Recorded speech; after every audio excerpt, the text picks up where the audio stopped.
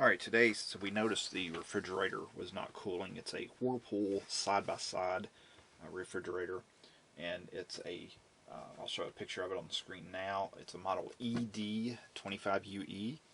However, one of the things I learned is what I had looked at was the consumer tag on the inside of the refrigerator door, and on the inside of the refrigerator there was another tag that has the full model number, and you'll want to get that full model number because there's different models of the same refrigerator, and they need that exact model number to get the correct parts. So there are two possible causes for this, I learned.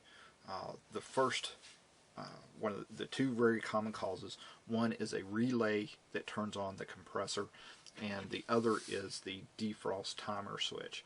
And so the relay on the compressor, the way you're going to look at this, I went ahead and replaced both parts. It was less than $100 for both parts to buy them locally, and I didn't want to make another trip, but I'm told that my symptoms dictated that it was the defrost timer, and it absolutely was, but I went ahead and replaced this part anyway because I read that after 5 years they're susceptible to failing, so I went ahead and replaced it, and the refrigerator is about 10 years old. So if you pull your refrigerator out, unplug it first before you do anything. On the bottom of the refrigerator on the back there is like a cardboard covering that has some insulation on the inside of it. There's a couple screws that you take out. I think they're most of the time they're either hex heads or they're hex and flat screwdriver heads, so you can use either. And you take that off, and near the bottom on the left you'll see the big black compressor. It kind of looks like a small kettle, and I'll show a picture of it on the screen. And on the left side of that is a relay, and it typically looks like this, and mine had two wires on it. It had a red wire, I believe, at the bottom, and black wire plugged in up at the top. And the way I removed this was I pulled this clip up and simply pulled it off of the compressor, and it unplugged and came right out. Now, as you'll see, I am fiddling around with it being loose because I had to take this apart to see the parts. And the reason I did that was because the replacement, when I went to buy one, looked like this, and it came as separate pieces. They were all taken apart, so I had to take this apart to compare and make sure I was getting the right thing. And I'll put the part numbers down in the description of the video below. And the new replacement part for this, apparently, you actually just take these little parts and plug them on and then snap the cover over top of it. It's not a module like this anymore. But what it came with was actually two of these, and it came with the little cube at the top, which I'll put a picture on the screen to show you what it looks like.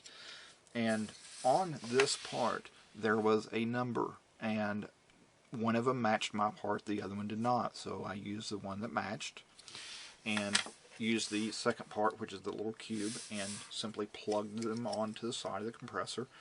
Now, there was a short adapter wire that came with it, and even though the tip of it was red, you'd still put it on the black wire and plug it in at the top, and then the other red wire on the refrigerator actually plugs into the bottom.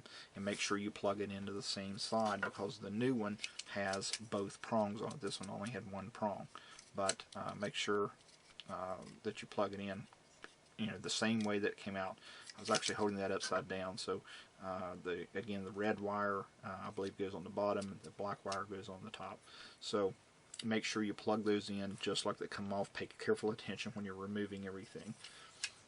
Now, that did not solve my problem, obviously, because the repairman was right, but I wanted to go ahead and replace it anyway, like I said, because they were susceptible to failure.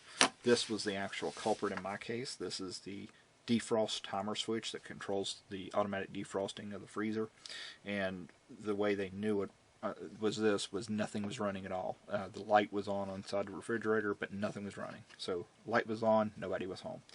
And the way I replaced this was it's actually inside the refrigerator, and I'll show you a picture on the mine. It's usually at the top where your controls and your light are located, and what you're going to want to do is remove the knobs that control the freezer and refrigerator. Just pull them straight out. I had to put a little flat screwdriver under the edge of one and pop it out, but they slide right off the knobs. And then that plate across the front, you have to actually put something under the edge, like a putty knife or a flat screwdriver, and pop it out, and then the whole thing will snap off if you're real careful all the way across the front. Now, underneath, there are several screws, and you don't want to take out these screws. You want to take out the ones that are hex nuts. And there's two on mine. There were two up underneath, and then once I removed that plate on the front, there were two there as well. And this module just simply unplugged. It only plugs in one way. As you can see, there's a gap there, and plug it in, put the screws back in it, and plugged everything back in. Refrigerator came on and is running. So hopefully this has been helpful to someone.